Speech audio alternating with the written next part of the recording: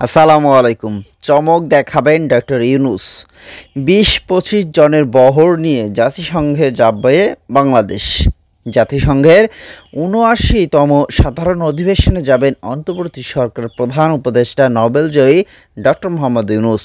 নিরাপত্তা দল বাদ দিয়ে ২০ থেকে ২৫ জনের সফরসঙ্গী নিয়ে যুক্তরাষ্ট্রের নিউ ইয়র্কে যাবেন তিনি। আর এটি ডক্টর ইউনূসের প্রথম বিদেশ সফর হতে যাচ্ছে। পররাষ্ট্র মন্ত্রণালয়ের কর্মকর্তা বলেছেন, প্রধান উপদেষ্টা জাতিসংঘ অধিবেশনে যাবেন। সবকিছু ঠিক থাকলে আগামী ২২ সেপ্টেম্বর ঢাকা থেকে নিউ ইয়র্কের উদ্দেশ্যে রওনা দিবেন তিনি। অতীতের মতো গতানুগত না করে সফরটি তাৎপর্যপূর্ণ করতে চায় অন্তর্বর্তী সরকার। সেই পরিকল্পনা থেকে সিদ্ধান্ত হয়েছে, স্বল্প সংখ্যক প্রতিনিধি দল নিয়েই নিউ ইয়র্কে যাবেন। শুধুমাত্র যাদের না নিয়ে গেলেই নয়, তাদের দিয়েই সফরসঙ্গী বহর করা হচ্ছে। এদিকে ঢাকার এক কূটনৈতিক জানান, নিরাপত্তা দল বাদ দিয়ে শেষ পর্যন্ত ২০-২৫ জনের মতো সফরসঙ্গী নিয়ে প্রধান উপদেষ্টার সঙ্গে নিউ ইয়র্কে যাবেন।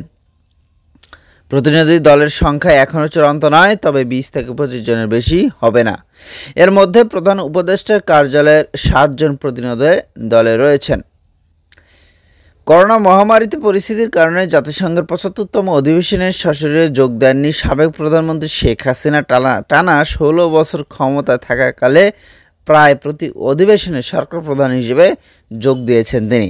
তবে প্রতিবারই নিউ ইয়র্কে যেতেন বিশাল বহর। এ নিয়ে প্রচুর সমালোচনাও ছিল। তো ২০১৫ সালে ২২৭ জনের একটি দল নিয়ে নিউ ইয়র্কে ৭০তম সাধারণ অধিবেশন এবং টেকসই উন্নয়ন বিষয়ক জাতিসংঘের বিশেষ শীর্ষ সম্মেলনে যোগ দিতে যান। ২০১৪ সালে ৬৯ সাধারণ অধিবেশনে এই সংখ্যা ছিল ১৭৮, আর ২০১৩ সালে সংখ্যা ছিল ১৩৪ জন। দর্শক বুঝতেই পারছেন যে শেখ হাসিনা কতগুলো লোক নিয়ে যেত, আসলে এত লোক দিয়ে কী করতো। আর সেইখানে ডক্টর মোহাম্মদ ইউনূস মাত্র ২০ থেকে ২৫ জন নিয়ে যাচ্ছেন। তো আসলে এইটা একটা চমকই বলা যায়। জানা গেছে, জাতিসংঘের সঙ্গে বাংলাদেশের ৫০ বছর পূর্তি উপলক্ষে নিউ ইয়র্কের এক সংবর্ধনার আয়োজন করেছে ঢাকা।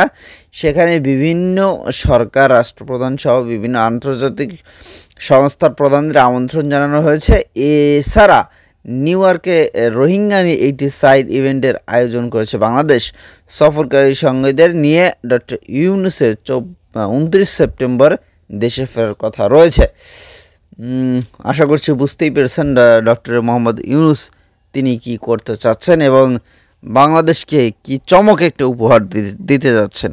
ভালো থাকবেন, ভিডিও সম্পর্কে মতামত দিবেন, আর এরকম নিউজগুলো পেতে চাইলে আমাদের এই চ্যানেলটি সাবস্ক্রাইব করে রাখবেন। ধন্যবাদ সকলকে।